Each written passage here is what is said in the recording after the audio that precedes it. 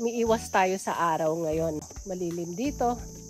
Nasa ilalim tayo ng mga mangrove tree. I go to the beach pag after 4 p.m. na. Kailangan umiwas tayo sa oras ng mga 10 to 4. And of course, I really put sunscreen SPF 50++. It will give you enough protection. Basta you're putting 1 teaspoon for your face and neck, 1 teaspoon for each part of your body na exposed. Like 1 teaspoon sa arm, 1 teaspoon sa kabilang arm, no, ganyan. And of course, you have to reapply every 2 hours. Kasi pag napapawis ka, ay mawawash off din ang sunscreen. But if you're using, of course, water resistant, mas may chance na hindi ito basta-basta matatanggal.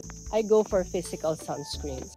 Kahit may konting white cast, nawawala rin naman in a while. Kasi para sa akin, mas safer yon. Sinasabi, hindi naman talaga delikado ang chemical sunscreens. Kaya usually, it's a combination of chemical and physical. But of course, I go for the safer side because I know my body, no? But at least magpaaraw ka mga 10 to 15 minutes a day. And more than that, you have to put sunscreen na. Okay? Bye!